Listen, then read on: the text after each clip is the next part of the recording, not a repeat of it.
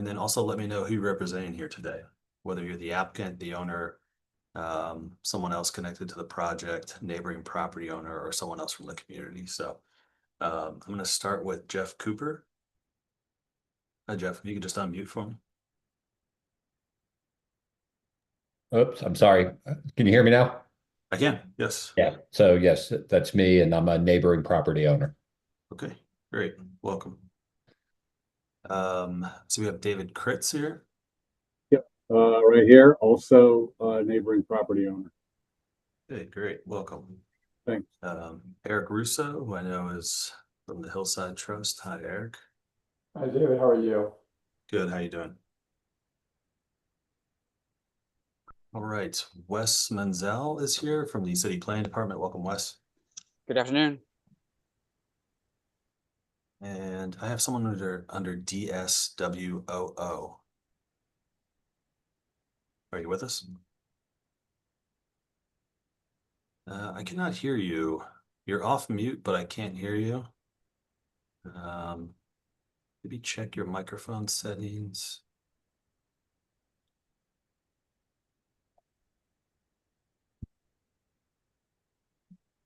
As you're working on that, I'll go over to Patrick Donnelly. Hey, all. I am a neighboring property owner. Okay, great. Welcome. And then Mike Dooley. Yeah, hi. Mike Dooley with Bear Becker, civil engineer on behalf of the applicant. Okay. Welcome. Okay, and then I have a group of folks in the MA design. Okay, testing. Can you hear us? Yes, we can. I'm Peter Hilligas with MA Design, the architect on the project. Okay, if I could just ask a couple of things. Is there any way the camera can zoom in more?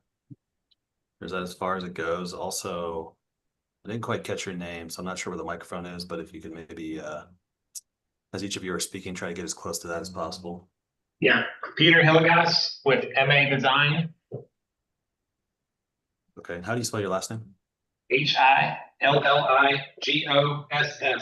Sam. Okay. Yeah, thank you. Anyone else in the room going to be speaking on this? Scott Yeah. Aronson.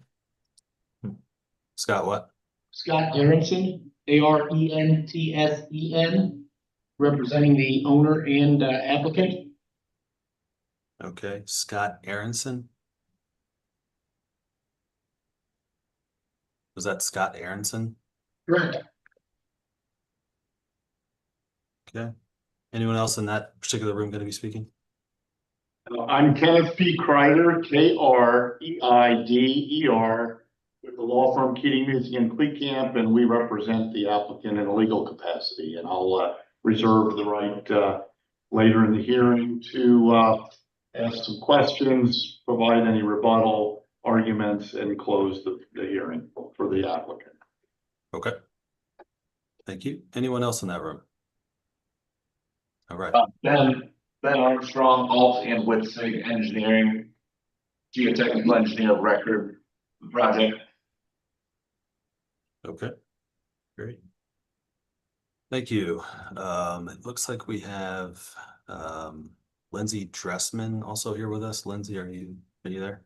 Yes, I am. I'm a neighboring property owner. Okay. Do you intend on providing testimony at any time during this hearing? Not planning to. Okay, great. Welcome. All right, and the DSWOO, I heard you earlier. Yeah. My name is Dan Wood. I am representing the Hillside Trust here at Eric Russo. Got it. Okay, great. Welcome. Okay, I think we can go ahead and get started. I need to read through our hearing script first. We'll just go over the procedure for the hearing. And then we'll begin. So this is the November 5th, 2025 session of the Zoning Hearing Examiner docket. Again, my name is David Sturkey. I'm the Zoning Hearing Examiner for the city, and will be presiding over the hearing today. The case before us is case number ZH20250115. The address is 3960 Eastern Avenue. The purpose of this hearing is to allow applicants and any other parties to testify and to offer and refute evidence and testimony. This hearing will follow the rules found in the zoning code and the supplemental rules of the zoning hearing examiner. All testimony and evidence that an applicant or any other party wishes to offer must be presented at this hearing. The hearing will proceed as follows. The applicant's attorney, or the applicant's agent will first present the applicant's case. So for our purposes here today, everyone here on behalf of the applicant or the owner on the project, you all have an opportunity to present the applicant's case. To Mr. Kreider, if you want to take the lead on that and sort of, directly question witnesses, you can do that. If you'd like to just turn it over to them to provide testimony on their own, that's also appropriate. If you want to make some opening statements, that's fine. Really, however you want to orient your presentation is up to you. But that will be your opportunity to tell me about the project, the relief you're requesting, and of course, why you think that relief is appropriate. We are going to have a little bit of some time constraints today with another hearing scheduled for 3:30. So I'm going to try and ask the applicants to present their initial case here within 30 minutes. After the applicants have had a chance to present their case, I'll then turn it over to the public. So any members of or any neighboring property owners that would like to provide any testimony or comments in regards to this application, I will give you that opportunity. Also, the members of the Hillside Trust, I think that will be an appropriate time for you to provide any commentary as well. So I will give that to you. I will set some time limits on that, but I want to just see, how quickly we get through the applicant's case and, how many people in total want to actually provide testimony during public comment. I'll then turn it over to the planning department and Mr. Menzel, if he would like to provide any commentary or testimony in addition to the staff report that he's prepared for this case. I'll give him an opportunity to do that at that time.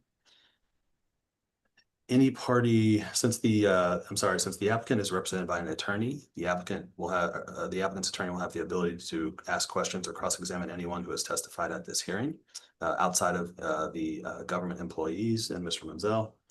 In the event that any party testifies or offers argument in opposition to this application, the applicant will have an opportunity then to respond to those arguments in opposition and provide some rebuttal to those arguments. And then finally, the applicant will have an opportunity to make any closing statements.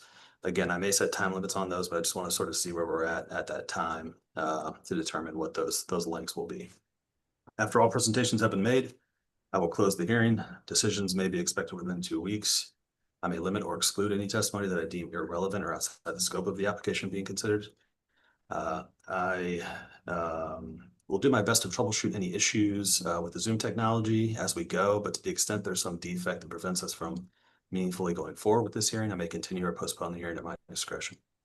All right, the last thing I need to do is just swear in all of our witnesses. So anyone that intends on providing testimony here today, making comments, asking questions, really doing anything other than just strictly observing here today, the zoning code requires that I swear you in. So I'm going to collectively do that with everyone who intends on providing testimony. So if that's you, if you could please take yourself off of mute now. I'll need everyone to raise their right hand and to answer out loud. Do you swear or affirm that the testimony you shall provide will be the truth, the whole truth, and nothing but the truth? I do. Yes. I do. Okay, great. That's helpful as well on the timing. Okay. Let's see. Who's going to be taking the lead here on the applicant's presentation?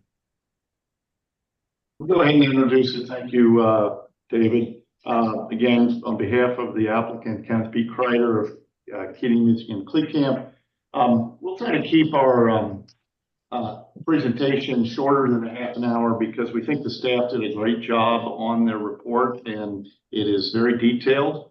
But what we'll do is we'll hear from the architect, Peter Hilligoss, and the civil engineer, Mike Dooley, about how they approached the site, given the hillside, the fact that a portion of the site is within the hillside district, and how they have addressed design constraints and design challenges.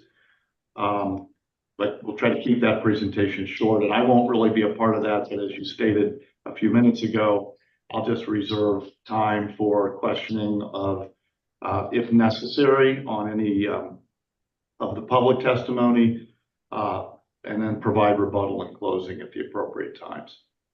Okay, great, thanks. So I'll allow just anyone else on the applicant team to just go ahead and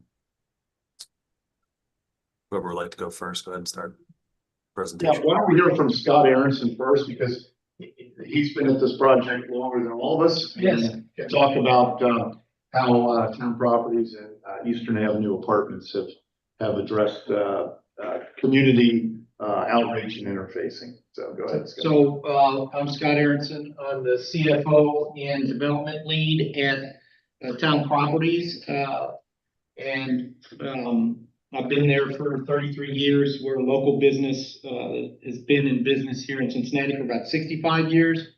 We develop, build and manage apartments forever.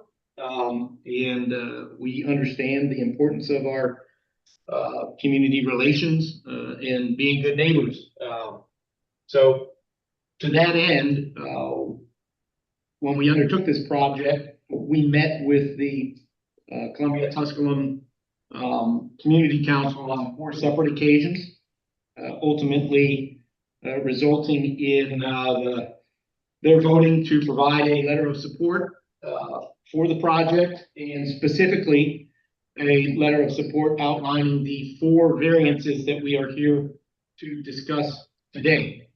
We also received a letter of support from the 3 East Community Development Corp, with whom I met with along with Peter on 3 separate occasions, and a letter of support from the East End Council. I think, you know, in our capacity as a longtime kind of development company and holder of projects, we always try to avoid adversarial relationships with the neighborhood. But I don't know that you can ever do that 100%. And I think we'll hear that today, and I understand the potential concerns with the project, but I feel like it is a way to maximize the value of this particular property within this neighborhood, as opposed to building, you know, a few extra, you know, $1 million townhouses. We're going to put a $20 million project in place. And I think that's going to be good for the community. Ultimately, I hope that the dissenters will find that to be the case. I think I'd like to emphasize that we are not in this hearing requesting a height variance for our project. We are not in this hearing requesting a density variance for our project. The variances we are requesting are to make the project better for the neighborhood, in my opinion. To address just briefly the Hillside Trust letter that was received, we've got Ben Armstrong from Alt Wizard here. We're certainly willing to condition this on, you know, us having a geotech involved every step of the way as we design this wall and construct this wall. That's not, I mean, I think that's a requirement of the city. There'll be a separate permit related to this wall that will require that sort of special inspection. So with that said, I'd like to thank the staff for doing, as Ken said, I thought a very good job with their overall very thorough review and their cooperation with us as we worked our way through this project. Okay, thank you. Would anyone else from the applicant team like to provide any testimony? Are we allowed to share a screen? Yeah, absolutely. Okay. Mike, would you mind bringing up the slideshow?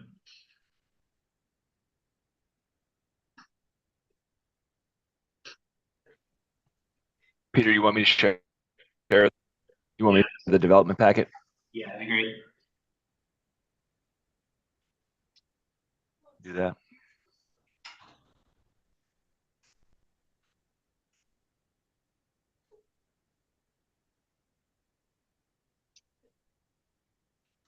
Okay. Thank you. So can everybody see that up on the screen? The plans here. Yes. This is the site development documents that were submitted as part of this process. This begins with kind of the civil side of things with how the building's laying out on the site here. And we can see here on the bottom part of the plan, there's 8 kind of rectangular boxes. Those represent the clusters of units in the apartment building. Those are down south. They're held close to Eastern Avenue here. The zoning requires it's a 0-foot minimum setback, so there's a little bit of leeway with building placement. This allows us to get balconies and patios in, get a little bit of life and energy on the street here without pressing residents right up against the sidewalk. All the way to the left, you can see a small portion of resident, a tenant amenity that's pulled right to the sidewalk, acting as kind of a commercial anchor for the site for residents only. And then you can see in the back, we have the parking lot. This is kind of one of the hillside guidelines. Invites you to kind of put the parking at the rear of the building where it's not as visible.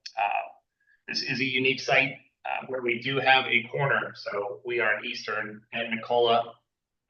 And one of the variances that we are requesting is for some of the parking lot too. So Nicola is the front yard here in that capacity. So we've cited the parking as best we can, and to also provide the driveway off of the 2-way street there in Nicola at the end. Prior studies have looked at Beamster, and with community feedback and some of the discussion there, it was this was a little bit better for everyone in the area to have the flow coming out of there. The site itself steps up. There's a slope from Eastern all the way to Beamster to the sidewalk there. Kind of necessitates a little bit of sighting into the hillside so that all the units get light and they get air. Things that everybody wants in a home here. So we have downhill and uphill facing without creating basement units or things that are subterranean. So I think we'll have a section in a couple of slides here that shows that. Mike, do you want to kind of walk through the grading and the cut and the fill? Yeah, sure. So just real quick on this was submitted as a follow-up, as a request from Wes, just to see cut fills on site. We do have 20 plus 23, 25 feet from Eastern up to Feemster. So there's obviously significant grades to deal with. What this graphic shows, I think, well, is the fact that this kind of greenish blue and then this green area represents what I would call minimal cut fills on the site. So that's like 0 to 4 feet. Fill is this kind of bluish green, and then this green is 0 to 4 feet of cut. And so that blue green color and this green color, as you see, kind of take up the majority of the site, right? So through the middle of the site, we're kind of at grade. And so what that says to me is that, you know, we're working with the grades on the site. The areas where we have more significant cut fills is at the edges here, obviously at the retaining wall, at the edge here, and then where we're stepping the buildings up. We've got some fill in this area and some cut in this area. But so it's kind of a give and take. You know, we worked very closely with DOTE and zoning to get to the site plan layout that we settled on. And as was reflected in the report, I think zoning agrees with us that we adequately stepped the site and terraced as best we could with the hillside. So.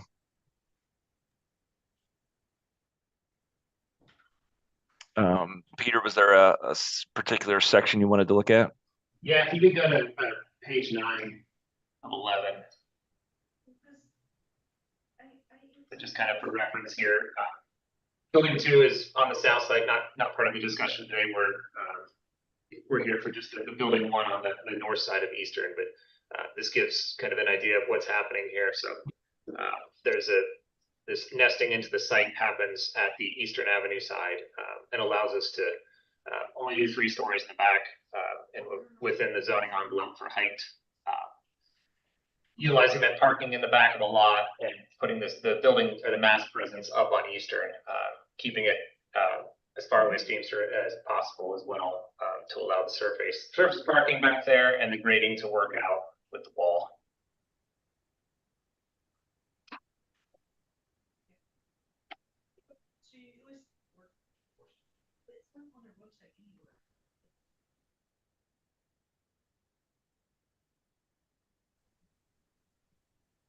Okay, is Peter, there, is there anything else you wanted to look at here?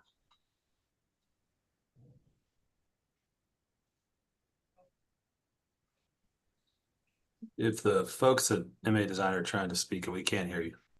No, I don't think we have anything else other than what's already submitted in here. Okay. All right. Let's see, Mr. Dooley, anything else from you? Nope, just available to answer questions as they come up. Okay, great. Thanks, everyone. Let's go ahead and move to public comment. I'll start with the Hillside Trust. Mr. Russo, Mr. Wood, give you an opportunity to weigh in here. Let's try to do about 5 minutes each. I know that some of the other neighbors have a presentation they'd like to do, so I might give them a little bit more time. But Mr. Russo, if you want more time than 5 minutes, you Okay. can have it. But why don't you take the floor? Thank you. Thanks for this opportunity to speak here today. Overall, we are in support of the project, but I do have some concerns about just the engineering, especially with the subsurface features, the colluvium, the previous fill on the site from past development. Probably my biggest concern has to do with just the wall construction. I commend the group for putting in a pier wall at the northeastern end of the site, but I'm really curious about the other wall, the rest of the other 100, I guess 95 feet, that's going to be right below Feimster Street. How that's going to be engineered, what's going to determine the final design solution for that. Primarily because there appears to be already a lot of hydrostatic pressure on that hill that's compromised. It looks like the sidewalk on Feimster. But when that kind of digging is done, is that going to pose a threat to that public right of way? So I would like the engineers to address that question. Also, as a design consideration for the pier wall, I know it's been the city's policy to add or to allow wood lagging to go in between the soldier pile. I think that that's really a very short-sighted solution for that kind of wall design because that particular product does not have very long shelf life, usually maybe 20, 25 years at best. And I wanted this consideration given to putting in a concrete lagging to give it more robust long-term shelf life, if you will. In addition, I had concerns about any of the problems that may arise during the site work being done. Having the engineer on site to address those immediately, to really kind of be the supervisor and take some of the pressure off the city to have to monitor that themselves. Clearly, a lot of work has gone into reviewing this from an engineering standpoint. And I'd really like to see the geotech kind of being responsible for kind of shepherding ongoing work as the earthwork's being done and as the structural engineering work is being done too. I know that Dan had a question also about just the retaining wall itself, how that might be a conforming or non-conforming use. And I'll turn it over to Dan right now to raise that question.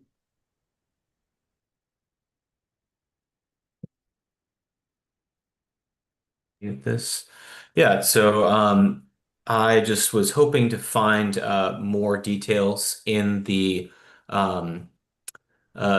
documents about how the wall is to be constructed, what kind of drainage might go behind that, and whether or not there'd be any engineered fill behind the wall.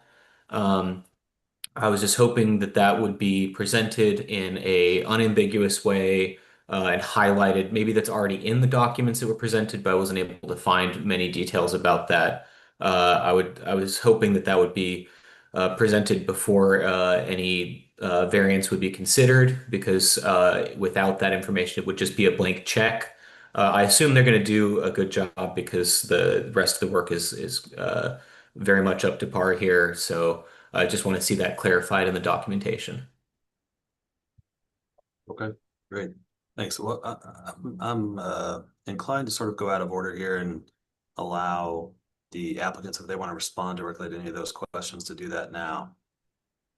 Yeah, I meant to, I'll send it over to Ben in a second. I apologize. When I mentioned the hillside, folks letter, I meant to address this.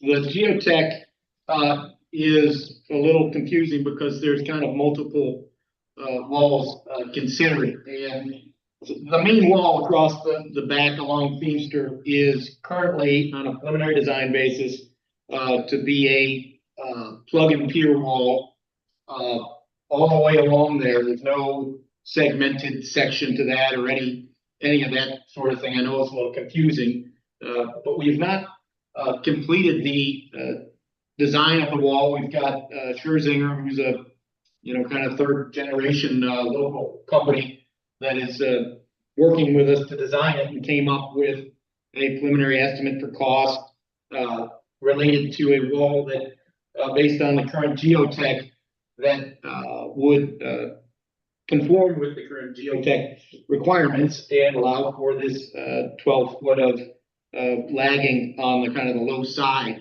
of the wall. So I don't know if there's specific questions you guys have for Ben at this point as to what he's going to recommend, but we have not at this point got a final design for the wall. It's a quite expensive process, and we'd like to make sure that whatever we're designing is approved before we expend those dollars.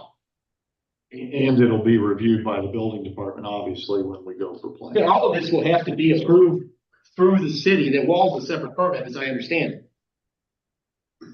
Yeah, that'd be. That's correct. Building code requires special inspections. There's tables that require certain elements to be inspected. And that's what the third party inspections do with that. Okay. May I just add a Mr. quick question? Thanks for clarifying. I've had a lot of experience with Scherzinger, probably one of the top wall designers and engineers, or I should say engineers in the area.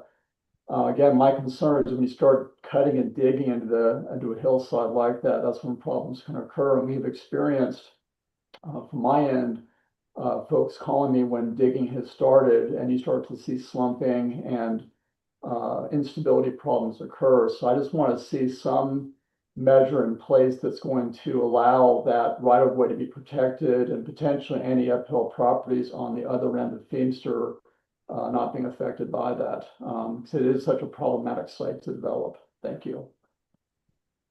So,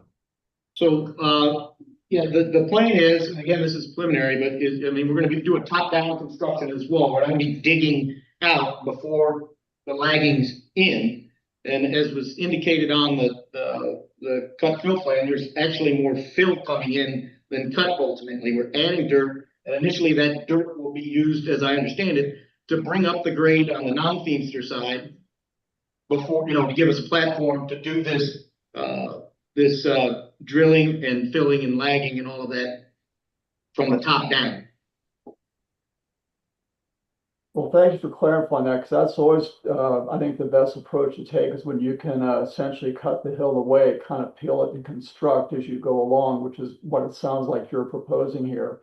I was a bit thrown off and looking at the plan that it looked like there was a substantial amount of wall that was not going to include a pier wall, but was going to be either a block wall or a cast in place wall. So I appreciate your clarification of that, because I think in a lot of these hillside areas, when you can put piers in and start to peel the hill away and put lagging in, that's probably the best way to ensure stability.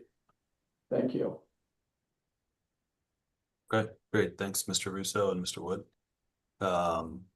Going to, and I think Mr. Kreider, did you have any questions for Mr. Wood or Mr. Russo? Thank you. Sorry, you were on mute. Is that a no? That's a no. Okay, great. Thanks. All right, I'm going to move to Mr. Cooper.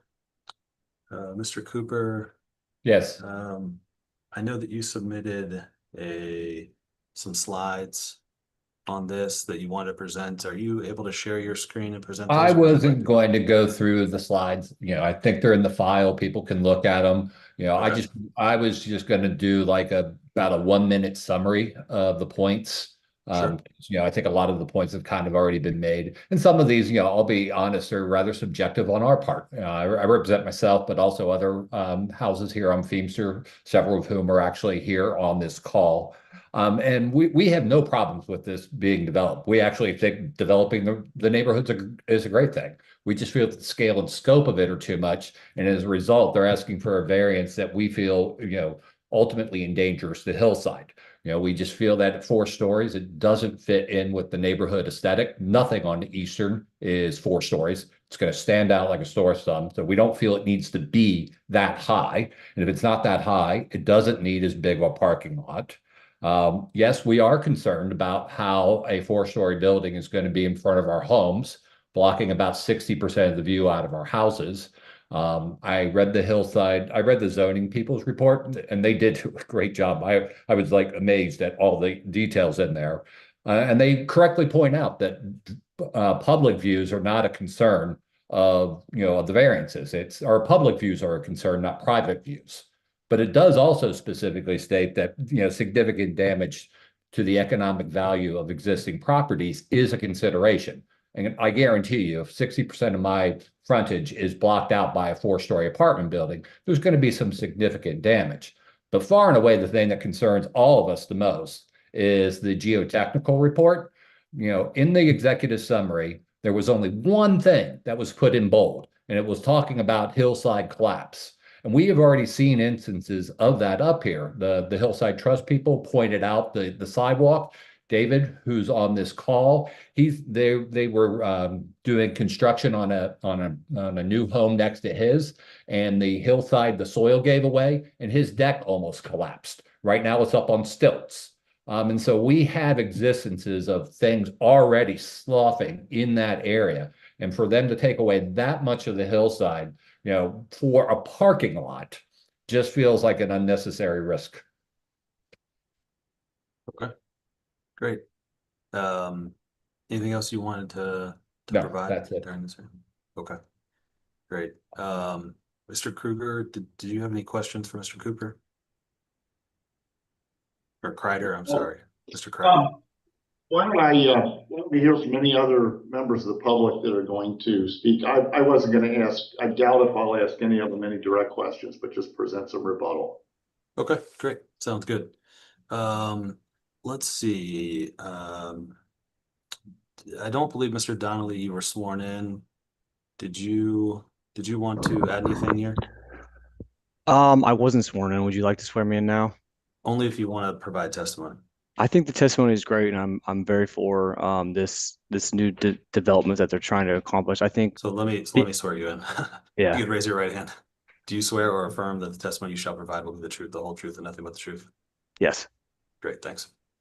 Just being a owner of a property here and living here for the last 10 years and seeing everything develop, I would say the only thing I would add to Jeff's comments is that as long as the property doesn't impede our views, the views that the design and what we completed here on Feimster are to be so we can see the hills of Kentucky.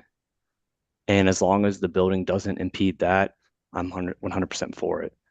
If it does, I would agree with Jeff that cutting it down a level would be best for the neighborhood.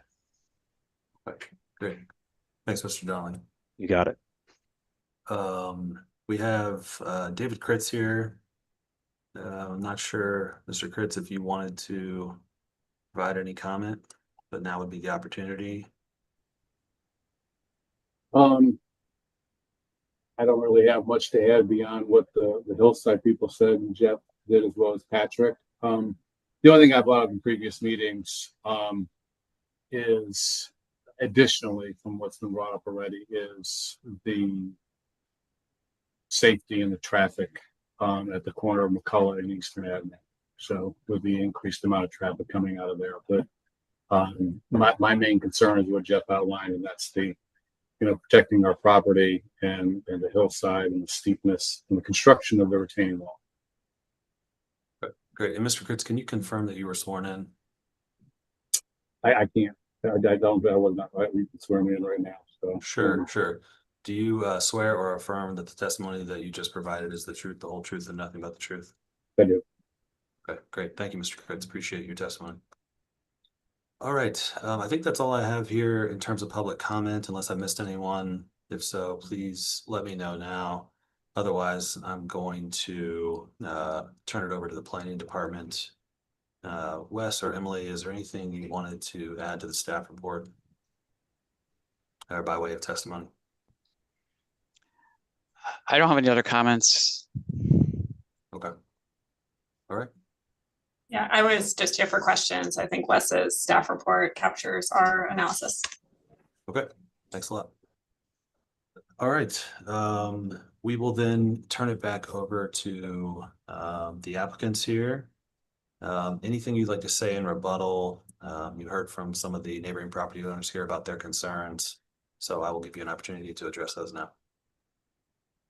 Okay, thank you, David. I said I had no questions for Hillside Trust, but some things were mentioned by some of the residents on Beamster, so I wanted to ask Eric or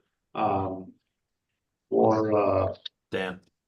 Dan, thank you, Dan. Wanted to ask them about the types of soils that are on the north side of Beamster and whether and what type of wall, what type of cuts were done and what type of walls were put in if they know, because those went through Hillside Review as well.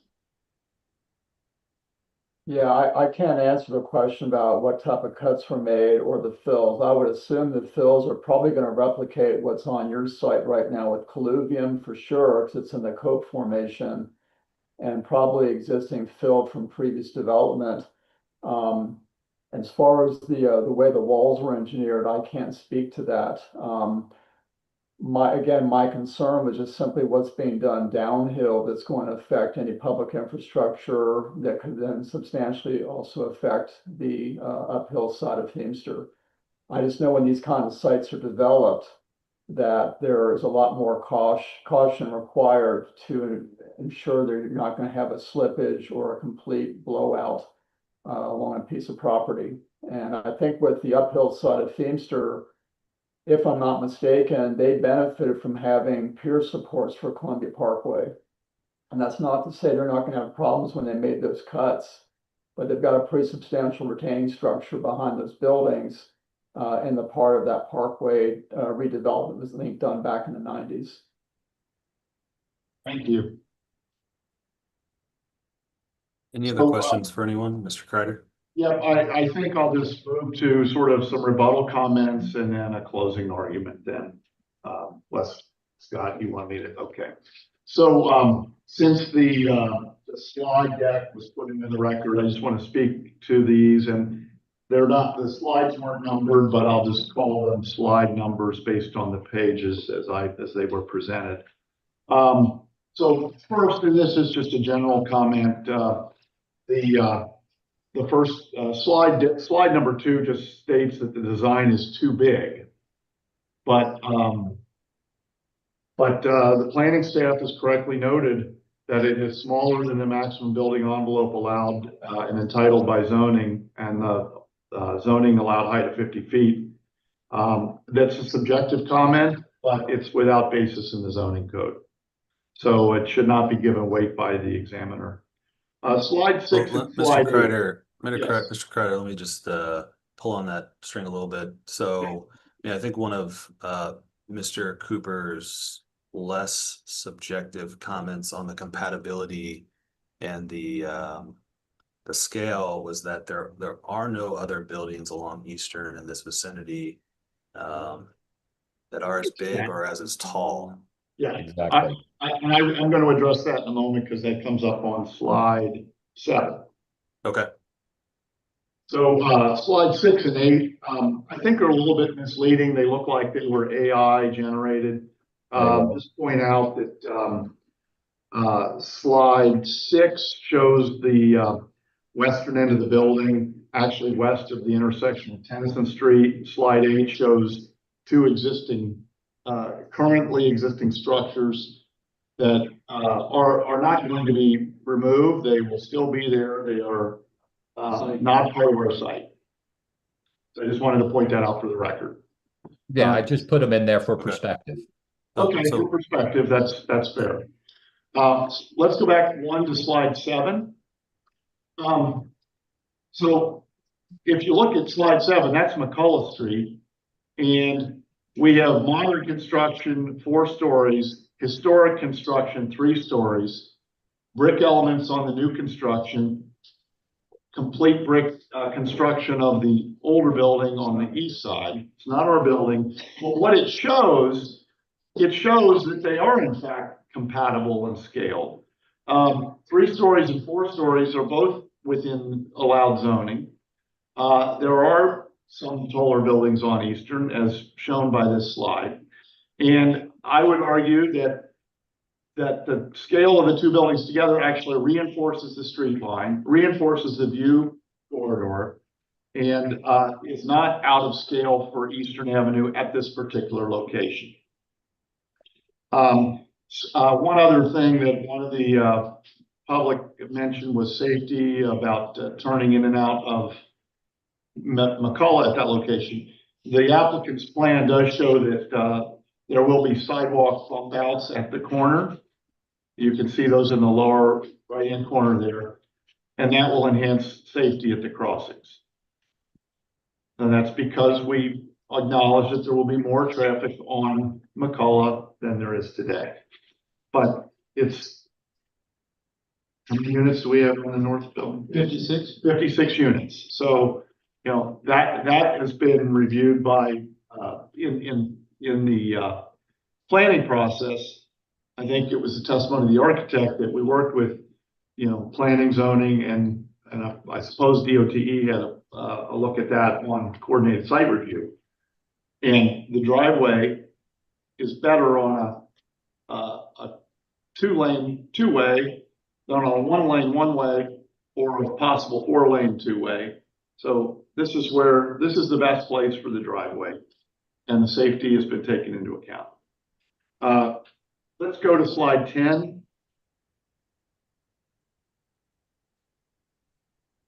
So wasn't sure where the red line comes from, but I would call this arbitrary.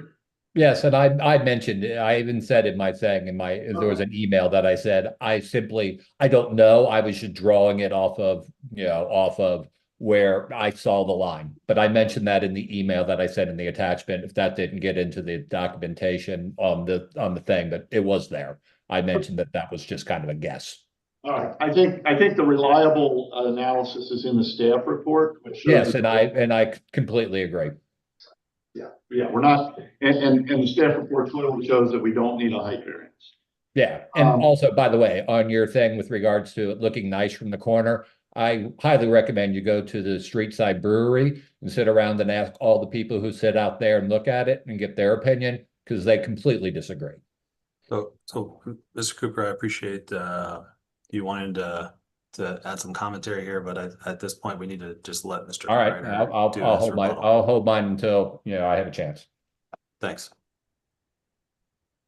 Mr. Kreiner, if you want to continue. Thank you. There were comments about value on slide 11, saying that the project doesn't respect value of existing properties, but I just want to point out for the hearing examiner that is an incomplete statement of the plain and entire language of section 143301D of the municipal code, where the value of the existing properties and the new development should both be considered. And there's really no probative evidence in the record, expert or otherwise, that new construction is going to do economic damage to nearby property. I think on the contrary, excuse me? No, I'm sorry. I'll let you finish your thought there. I just want to ask a question on this. Okay, but I think on the contrary, the city planning studies over the years have shown that adding density to low density areas is actually improves business district vitality and resident security, and those will be improved with the project. So I'd argue quite the opposite, that values over time will be enhanced by the project. Go ahead, Mr. Starkey. Okay.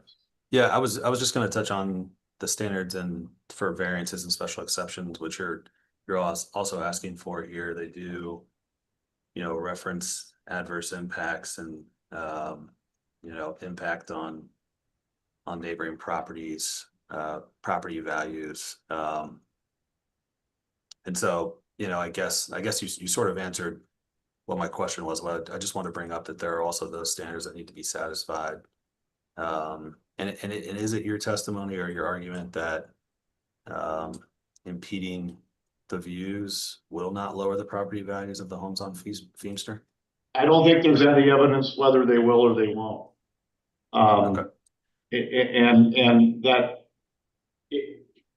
for the sake of argument, if impeding views lowered the market value of a home on Feimster, what we don't know is whether that would be balanced or exceeded by the improvement of home values over time once you have developed the neighborhood, added more density, supported more business, improved safety and security, and all the things that come with that. That's all I'm pointing out. Got it. Thank you. I want to talk about the guidelines for a minute. Guideline 21 of the Hillside Guidelines speaks to citing the proposed new building to promote views and provide, if possible, private viewing spaces. And I'm going to talk about how the guidelines fit into the standards in a minute, but just wanted to mention this guideline. A similar guideline, guideline 19, encourages a building to be staggered. First of all, what the applicant has done is tried to keep the buildings out of the hillside area. Let's keep in mind that by zoning, we could have had a 0 or nearly 0 setback on Feimster with a 50-foot tall building. So by cutting approximately 10 feet down from Feimster, 12 at the most severe area, first of all, we're lowering the building 10 feet. And then we're moving the building down the slope, down the hill to the bottom of the hill, mostly out of the hillside area, which is in fact addressing this very point to preserve views.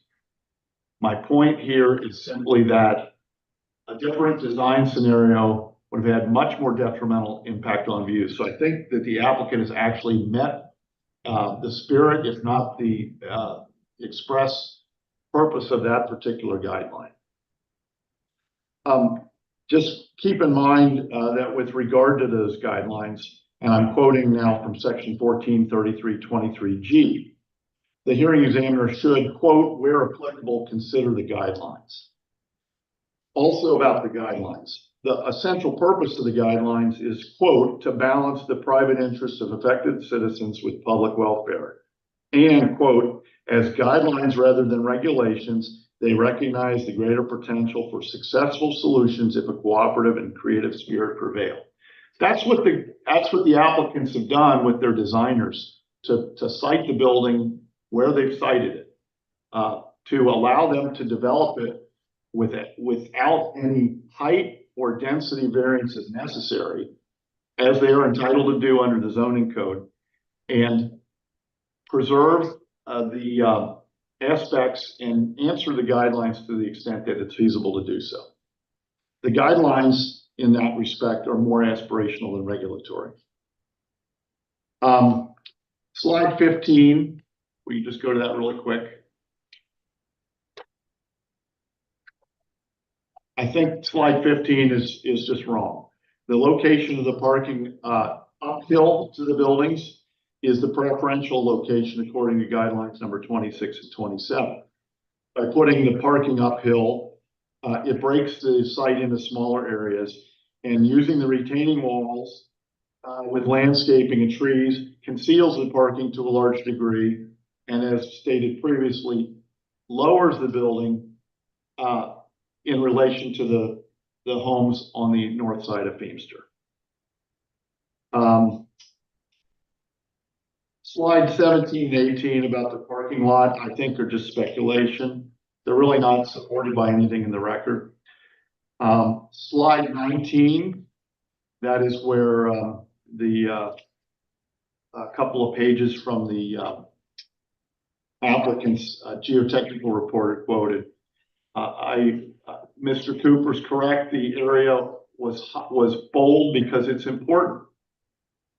But the point of that is that the applicant, through design work that is yet to be done by Scherzinger and Alton Witzig, and supervision to be provided by Alton Witzig, will address these very issues in the report. The design recommendations are so that we can cope with the cope.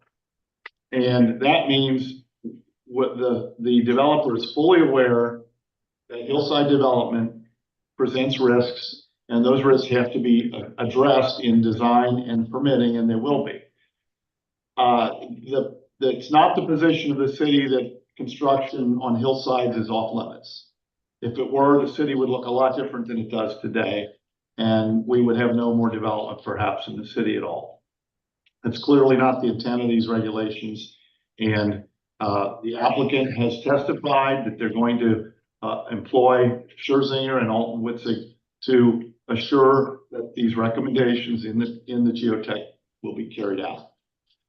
That's all that the hillside regulations require in that regard. In summary, unless there are any questions from the examiner, I can just finish up. I don't have any more right now, no. But again, I'm inclined to go a little off script here just because the public comment portion was fairly short, and I know Mr. Cooper, we've been going through his slides.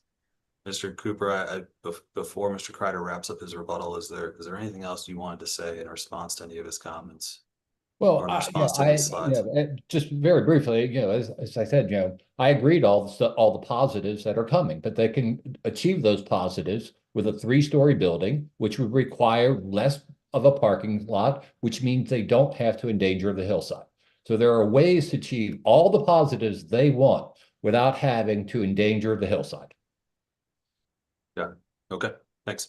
And Mr. Kreider, thanks again for indulging me on that. I just tend to, with quasi judicial, let more in when I can. So Mr. Kreider, you can go on with your rebuttal and then move into closing statements, and we'll adjourn.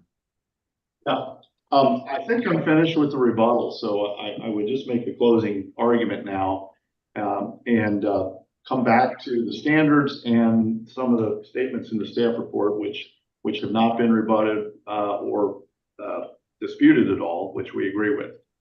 So the staff report correctly weighs the various standards and guidelines. It correctly identifies the envelope within which the applicant is allowed to build the building. And it also correctly identifies the fact that the proposed design fits within that envelope. This recognizes that the applicant's design solutions are best for the hillside and neighboring property. The staff correctly asserts that the special exception for the parking island size mitigates parking stress around the site. And in this respect, some of the comments and material in the slide presentation presented by the neighbors are contradictory, because what they have argued in one part is that we will put stress on surrounding areas, and in another part, they don't want us to have the parking on site. So I think those things negate each other, and the hearing examiner should take into account the way this parking's been designed to have the minimum possible effect. That alone is grounds for the special exception. In addition, the wall height variance and the cut fill variances are actually a benefit to the project and the public. Again, as long as these things are constructed in the proper manner and approved by the building department. We've heard testimony from the owner that is to occur. Keeping the wall height variance and cut fill variance are benefit and improve the views seen from Feimster, whether they're public views or private views. And remember, the guidelines don't protect the private views, nor do the standards, the hillside standards. But in any case, the design solution here addresses those and preserves those to the extent possible, while allowing the applicant to do the execute the building as they're entitled to do.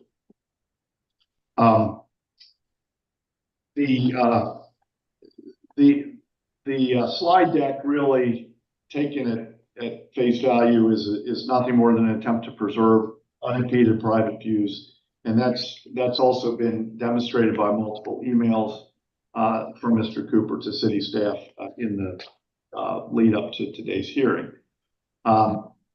The hillside standards clearly do not require new downslope construction to preserve private views. What they do is they ask the applicant to consider design alternatives to preserve all views to the extent feasible, and the applicant has done so in its design.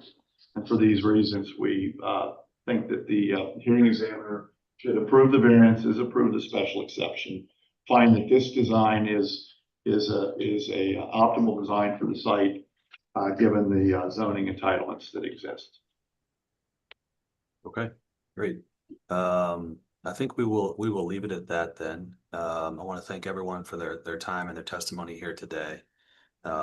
I have a lot of information to review here and testimony. And so I'm going to take this under consideration. I'm not going to make a decision right now. I'm going to review all the evidence and all the correspondence. And when I make a decision, I'll put that in writing, which will serve as the official decision. As soon as I finish that, I put it into a PDF and I'll email it to everybody who's in the hearing here today. So you all have a copy of that really just moments after it's complete. That decision, whether this is approved or denied, is appealable within 30 days. Information about how to appeal the decision is contained within the decision itself. Let's see. I want to remind everybody that oftentimes folks will think of something that they wish they would have said during the hearing, that they think of later. I can no longer take in any testimony or evidence. And so I know that can be frustrating, but if I receive that sort of correspondence, I won't consider it and I won't respond. But if you do have questions procedurally or where I'm at with the decision, or just a status update on the decision when it's coming out, I'm happy to answer any of those types of questions. Please feel free to reach out to me. I'm sure the planning department would be happy to answer questions as well in that regard. But otherwise, I would look for a decision for me in the next few weeks. I mentioned 2 weeks at the beginning of the hearing. I know that we have a holiday coming up here, I believe next week. And so that it may be a little over 2 weeks, but I will get that out to you as quickly as I possibly can. Let's see. Any questions about any of that right now that I could answer? Okay, great. Well, I want to thank everyone again for their time and their testimony. I very much appreciate everyone's perspective. Hope everyone has a wonderful day, and you will be hearing from me shortly. Thanks, everyone. We're adjourned. Goodbye. Bye.